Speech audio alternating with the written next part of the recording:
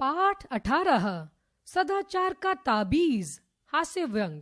एक राज्य में हल्ला मचा कि भ्रष्टाचार बहुत फैल गया है। राजा ने एक दिन दरबारियों से कहा, प्रजा बहुत हल्ला मचा रही है कि सब जगह भ्रष्टाचार फैला हुआ है। हमें तो आज तक कहीं नहीं दिखा। तुम लोगों को कहीं दिखा हो तो बताओ। दरबारियों ने कहा, जब हुजूर को नहीं दिखा तो हमें कैसे दिख सकता है। राजा ने कहा, नहीं, ऐसा नहीं है।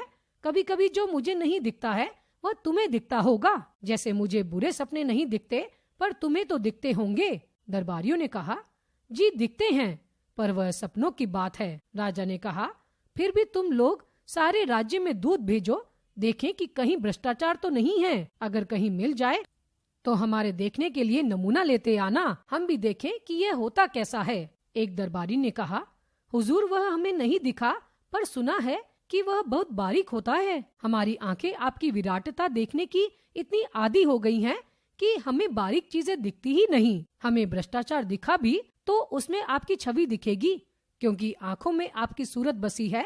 पर अपने राज्य में एक जाति रहती है जिसे विशेषज्ञ कहते हैं। इस जाति के पास कुछ ऐसा अंजन होता है कि उसे आंखों में लगाकर तो वे बारीक चीजें भी देख लेते हैं। मेरा निवेदन है कि इस जाति के लोगों को ही हुजूर भ्रष्टाचार ढूंढने का काम सौंपे। राजा ने विशेषज्ञ जाति के 5 आदमी बुलाए और कहा, सुना है हमारे राज्य में भ्रष्टाचार है, पर वह कहाँ है यह पता नहीं चलता। तुम लोग पता लगाओ और अगर मिल जाए तो पकड़ कर हमारे पास ले आना। उन विशेषज्ञों ने उसी दिन से छानबीन शुरू कर दी। 2 महीने बाद वे पुणे दरबार में हाजिर हुए। राजा ने पूछा, विशेषज्ञों, तुम्हारी जांच पूरी हो गई? जी सरकार। क्या तुम्हें भ्रष्टाचार मिला? जी बहुत सा मिला।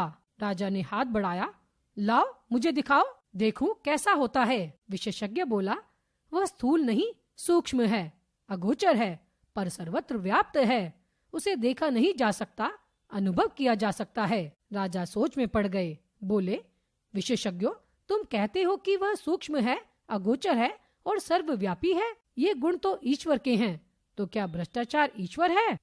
विशेषज्ञों ने कहा, हाँ महाराज, अब भ्रष्टाचार ईश्वर हो गया है। एक दरबारी ने पूछा, पर वह है कहाँ, कैसे अनुभव होता है? विशेषज्ञों ने जवाब दिया, वह सर्वत्र है, भवन में है, वह महाराज के सिंहासन में है। सिंहासन में है?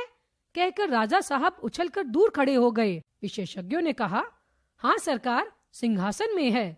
पिछली माह इस सिंहासन पर रंग करने के लिए जिस बिल का भुगतान किया गया था वह बिल झूठा था, वास्तव में 2 गुने दाम का था।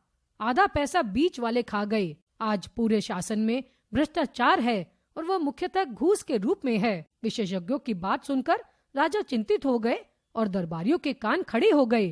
राजा ने कहा, यह तो बड़ी चिंता की बात है। हम भ्रष्टाचार बिल्कुल मिटाना चाहते हैं।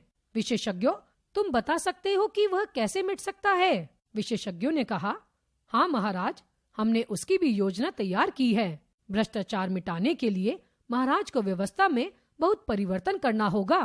एक तो भ्रष्टाचार के मौके को मिटाने होंगे, जैसे ठेका है तो ठेकेदार हैं और ठेकेदार तो अधिकारियों के लिए घूस है। ठेका मिट जाए तो उसकी घूस मिट जाए। इसी तरह और भी बहुत सी चीजें हैं। किन कारणों से आदमी घूस लेता है यह विचारणीय है। राजा ने कहा, अच्छा, तुम अपनी पूरी योजना रख जाओ, हम और हमारे दरबारी उस पर विचार करेंगे। विशेषज्ञ चले गए।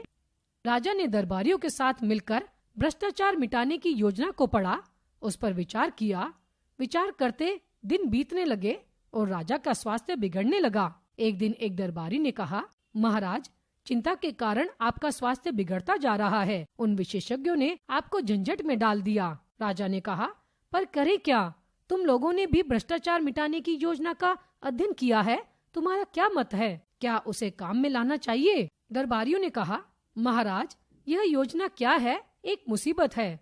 उसके अनुसार कितने उलटफेर करने पड़ेंगे, कितनी परेशानियां होंगी। जो चला आ रहा है उसे बदलने से नई नई कठिनाइयां पैदा हो सकती हैं। हमें तो कोई ऐसी तरकीब चाहिए जिससे बिना कुछ उलटफेर किए भ्रष्टाचार मिट जाए। राजा साहब बोले, मैं भी यही चाहता हूँ, पर यह हो कैसे? हमारे पितामह को तो जादू आता था, हमें वह भी नहीं आता। तुम लोग कोई उपाय खोजो। एक दिन दरबारियों ने राजा के सामने एक साधु को पेश किया और कहा, महाराज, एक कंदरा में तपस्या करते हुए इन महान साधक को ले आए हैं। इन्होंने सदाचार का ताबीज बनाया है, वह मंत्रों से सिद्ध है और उसके बांधने से आदमी एकदम सदाचारी हो जाता है। साधु ने अपने झोले से ताबीज निकालकर राजा को दिया।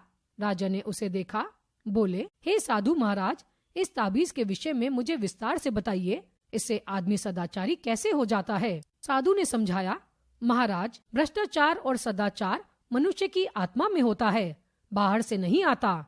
विधाता जब मनुष्य को बनाता है तब किसी की आत्मा में ईमानदारी की कल फिट कर देता है और किसी की आत्मा में बेईमानी की। इस कल से ईमान या बेईमानी के स्वर निकलते हैं, जिन्हें आत्मा की पुकार कहते हैं। आत्मा की पुकार के अनुसार ही आदमी काम करता है। प्रश्न यह है कि जिनकी आत्मा से बेईमानी के स्वर निकलते हैं, उन्हें दबाकर ईमानदारी के स्वर कैसे निकाले जाएं? मैं कई वर्षों से इसी के चिंतन में लगा हूँ। अभी मैंने यह सदाचार का ताबीज बनाया है। जिस आदमी की भुजा पर यह बंधा होगा वह सदाचारी हो जाएगा। यह ताबीज गले में बांध देने से कुत्ता भी रोटी नहीं चुराता। इस ताबीज में से निकली सदाचार की शक्ति बेईमान का गला घोंट देती है और आदमी को ताबीज के ईमान के स्वर सुनाई पड़ते हैं। वह इन स्वरों को आत्मा की पुकार समझकर सदाचार की ओर प्रेरित होता है। यही इस ताबीज का गुण है महाराज। दरबार में हलचल मच गई। दरबारी उठ उठकर ताबीज को देखने लगे। राजा ने खुश होकर कहा, मुझे नहीं मालूम था कि मेरे राज्य में ऐसे चमत्कारी साधु भी हैं। महात्मन, हम आपके बहुत आभारी हैं। आपने हमारा संकट हर लिया। हम सर्वव्यापी भ्रष्टाचार से बहुत परेशान थे, मगर हमें लाखों नहीं करोड़ों ताबीज चाहिए। हम राज्य की ओर से ताबीजों का एक कारखाना खोल देते हैं। आप उसके जनरल मैनेजर बन जाएं और अपनी देखरेख में बढ़िया ताबीज बनवाएं। एक मंत्री ने कहा, महाराज, राज्य क्यों इस झंझट में पड़े? मेरा निवेदन है कि साधु बाबा को ठेका दे दिया जाए। वे अपनी मंडली से ताबीज बनवाकर राज्य को सप्लाई कर देंगे। राजा को यह सुझाव पसंद आया। साधु को ताबीज बनाने का ठेका दे दिया गया। उसी समय कारखाना खोलने के लिए 5 करोड़ रुपए पेशगी मिल गई। राज्य के अखबारों में खबरें छपी, सदाचार के ताबीज की खोज। ताबीज बनाने का कारखाना खुला। लाखों ताबीज बन गए। सरकार के हुक्म से हर सरकारी कर्मचारी की भुजा पर एक एक ताबीज बांध दिया जाएगा। भ्रष्टाचार की समस्या का ऐसा सरल हल निकल आने से राजा और दरबारी सब खुश थे। एक दिन राजा की उत्सुकता जागी। उन्होंने सोचा, देखे तो ये ताबीज काम कैसे करता है। वे वेश बदलकर एक कार्यालय गए। उस दिन 2 तारीख थी। एक दिन पहले की तनख्वाह मिली थी। वे एक कर्मचारी के पास गए और कई काम बताकर उसे 5 रुपए का नोट देने लगे। कर्मचारी ने उन्हें डांटा, भाग जाओ यहाँ से, घूस लेना पाप है। राजा बहुत खुश हुए। ताबीज ने कर्मचारी को ईमानदार बना दिया। कुछ दिन बाद वह फिर वेश बदलकर उसी कर्मचारी के पास गए। उस दिन 30 तारीख थी, महीने का आखिरी दिन। राजा ने उसे 5 का नोट दिखाया और उसे लेकर जेब में रख दिया। राजा ने उसका हाथ पकड़ लिया, बोला, मैं तुम्हारा राजा हूँ। क्या तुम आज सदाचार का ताबीज बांध कर नहीं आए? बांधा है सरकार, यह देखिए। उन्होंने ताबीज पर कान लगाकर सुना। ताबीज पर स्वर निकल रहे थे, अरे आज 30 है, आज